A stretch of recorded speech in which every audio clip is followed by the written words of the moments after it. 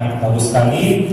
Baiklah, untuk sesi ketiga langsung saja kita persilahkan pada narasumber ketiga kita, Dr. Muhammad John Abrahim SPKJ. Untuk CV singkatnya, beliau merupakan lulusan dari Psikiatri UNS Surakarta pada tahun 2013.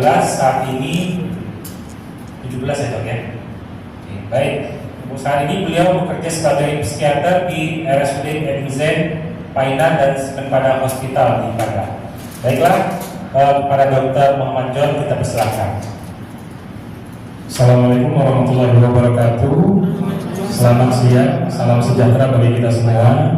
Dan sebelum memulai, saya selalu mewanti-wanti apabila resiko sebagai pembicara terakhir adalah satu, orang sudah mengantuk, dan yang kedua adalah orang sudah ingin pulang, yang ketiga perut lapar, dan kalau pembicara terakhir biasanya beririsan dengan pembicara pertama dan kedua. Nah itu makanya saya sudah jauh-jauh hari mengatur strategi bagaimana Bapak Ibu sekalian walaupun pengen pulang tapi tetap semangat. Bismillahirrahmanirrahim. Ya, biar nggak ngantuk saya tambahkan video yang mungkin bisa.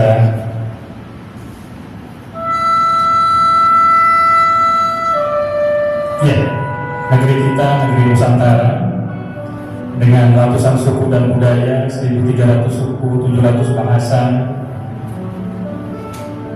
dan Nusantara ini begitu luas dengan flora dan faunanya yang begitu beragam.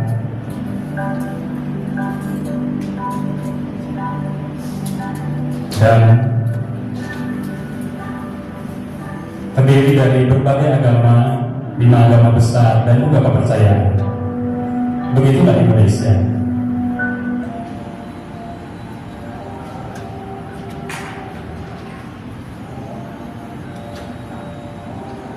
Baik. Ya. Untuk pertama kita mulai dengan skizofrenia dan ini beririsan juga dengan Dr. Kumaili. Kita ulangi lagi definisinya untuk gangguan jiwa kronis, skizofrenos, di mana pikiran yang terbelah dan juga adanya gejala positif, kemudian juga gangguan kognitif, neurotransmitter, semua sudah dijelaskan dengan sangat jelas oleh Dr. Kumaili yang pertama. Dan pada prognosis inilah penekanan pada bab saya, di mana peranan daripada budaya terhadap persepsi dan juga pengobatan pasien skizofrenia, dan nanti di akhir juga ada saya studi kasusnya untuk pasien yang menggunakan jimat dalam kesehariannya dan juga berobat di polis saya. Dan kita melihat bahwa prognosis inilah yang penekanannya, yaitu pada kepatuhan pengobatan, kemudian juga dukungan sosial yang mempengaruhi, dan juga deteksi dan intervensi dini. Inilah yang menjadi masalah ketika budaya ini kadang-kadang bisa menghambat, bisa juga membantu. Next, berikutnya kita melihat bahwa faktor-faktor itu banyak untuk skizofrenia. Tadi sudah juga dijelaskan dengan sangat baik oleh Dr. Kumaili, yaitu untuk genetiknya itu 20-30% itu kerentanan keluarga dan juga genetiknya, kemudian juga dari biologisnya 25-35% dari neurotransmitter dan juga gangguan struktur otak, dan juga psikologisnya atau masa kecil, stres, dan juga gangguan kepribadian dan sosial dan juga pengobatan. Nah, penekanan saya adalah pada sosial dan pengobatan.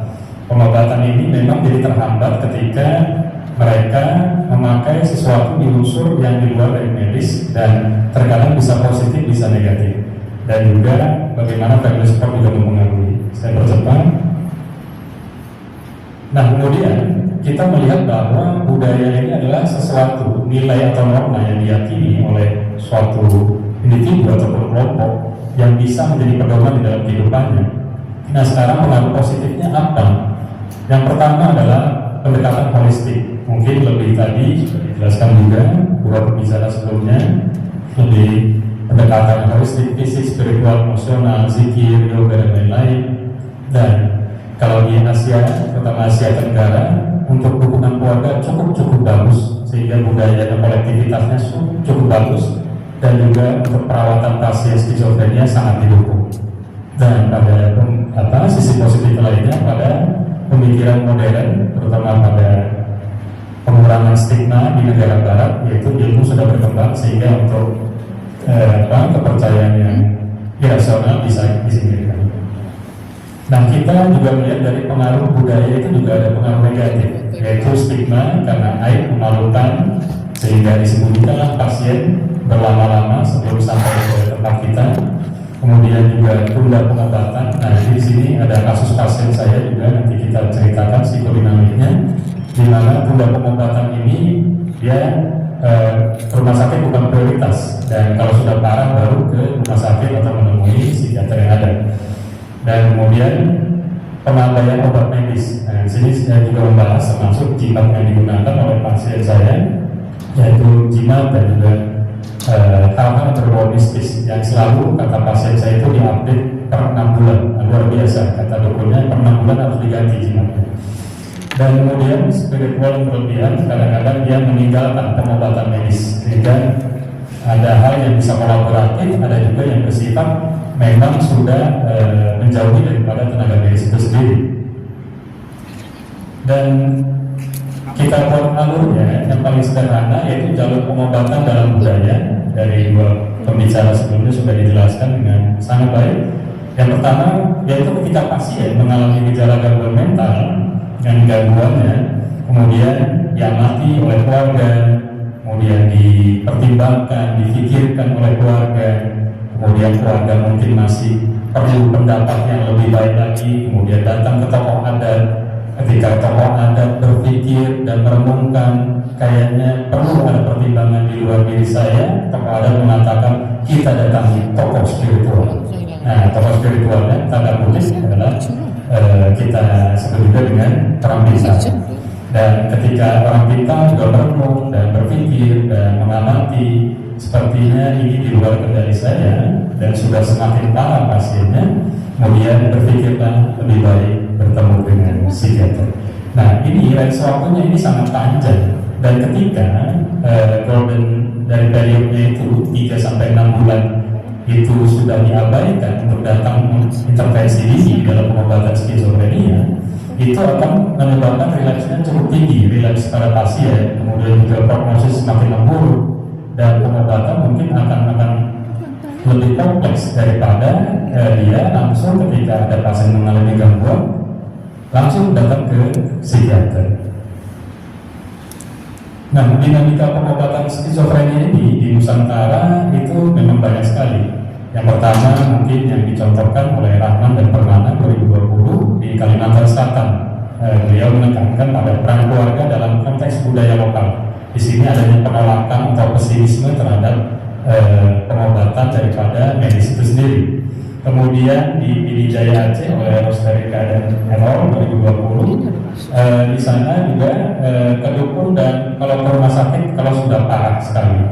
Dan penelitian lainnya itu pada di Sindang Jaya, yaitu intervensi edukasi yang melawan stigma budaya. Nah, kalau ini memang bersifat agak kolaboratif.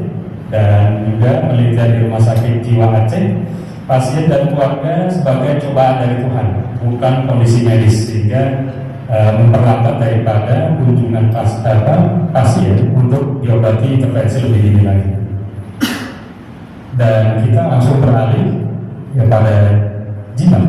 Nah, jimat ini salah satu bagian daripada budaya di dalam pengobatan yang digunakan oleh disebut juga tokoh spiritual atau orang pintar atau juga buku.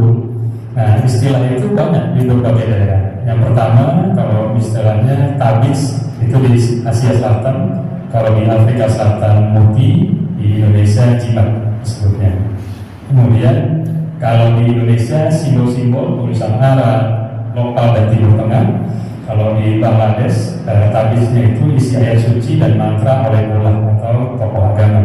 Kalau di Afrika Selatan, yaitu pada suku Soza dan Sulu, adanya roh jahat atau amafu funyana, dan juga panggilan sebagai dukun daripada buku puasa.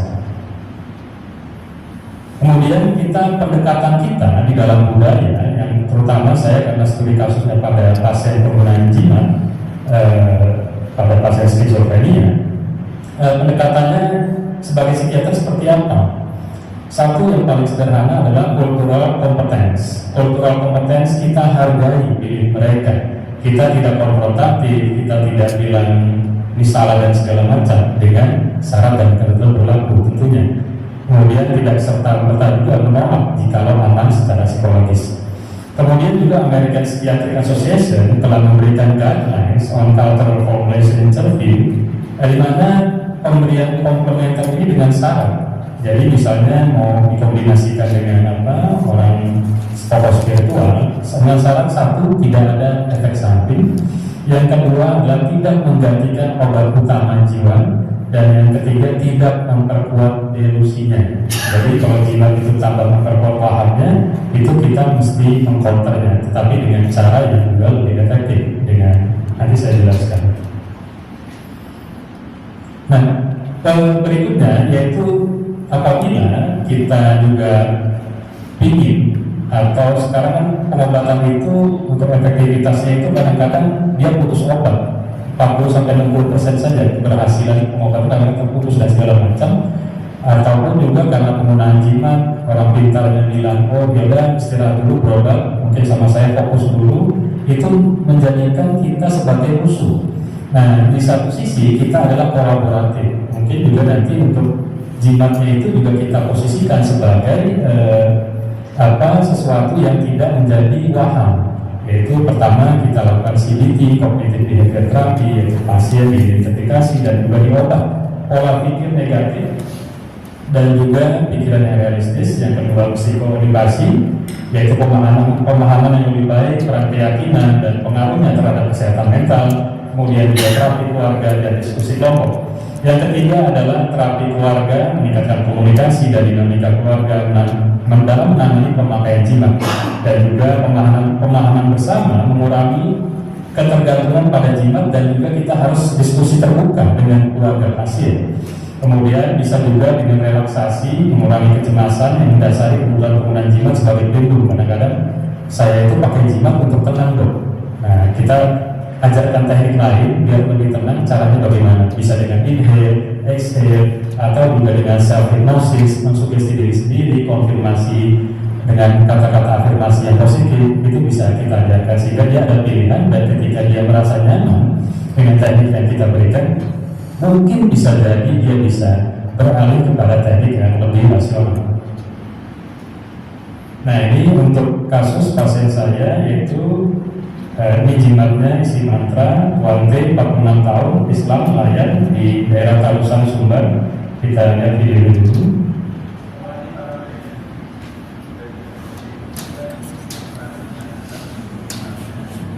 Mungkin suaranya bisa dibesarkan.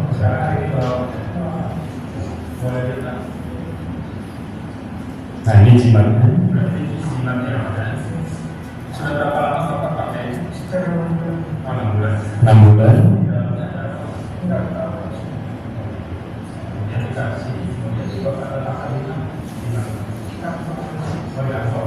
Ya, ditambahkan saku biar lebih tenang.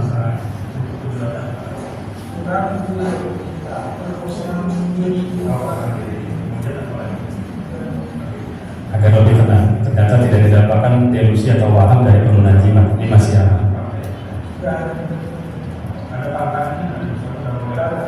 Nah, kalau pantangan ini biasa, karena tidak di dalamnya tidak ada delusi untuk waham. 6 bulan. Jadi dukunnya mengatakan selalu diupdate per 6 bulan. Nanti diganti jimat yang baru. Jadi tidak hanya iPhone, Play Store yang kita update, tapi juga jimat juga perlu.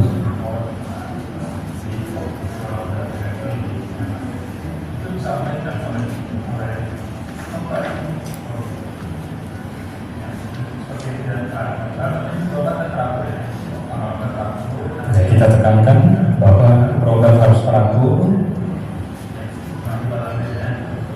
dan kita tidak konfrontatif di dalam pengobatan terhadap penggunaan jimat itu sendiri. Nah, di sini untuk psikodinamikanya, yaitu Tuante, 46 tahun, Islam, nelayan Tarusan, Sumbar. 2005 memang sudah dikeluarkan keluarga, bicara sendiri dan urun. Kemudian 2006 dibawa ke orang pintar atau dukun dan dikatakan dukun, kemasukan roh jahat dan diberikan mantra dan jimat. Jadi dia dari 2006 sudah bermacam-macam jimat. Dan juga dibawa keluarga ke rumah sakit RSUD Polijiwa dengan halusinasi auditorik, dan juga diberikan pengobatan ritual pada 2015 dengan chlorpromazin dan juga risperidon 2 mg.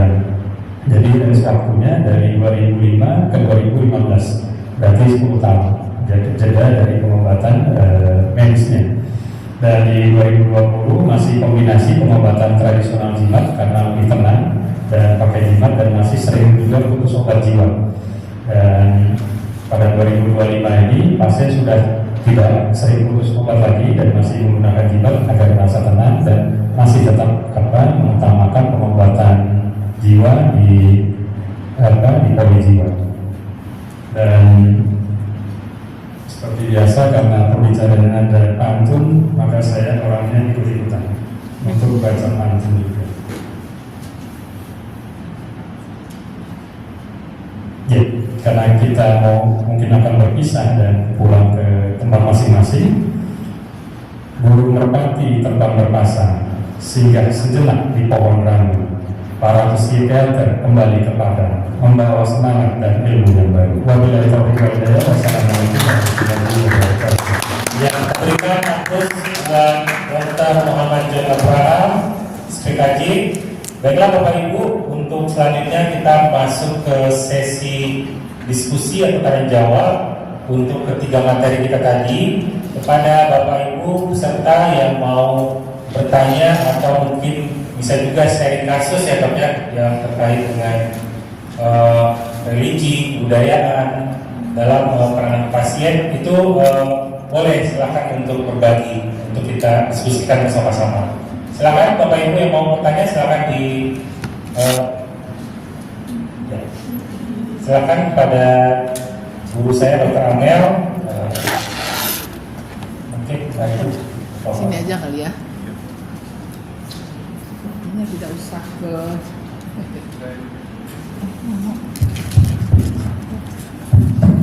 Terima kasih kesempatan pertanyaan yang diberikan. Ini menarik ya.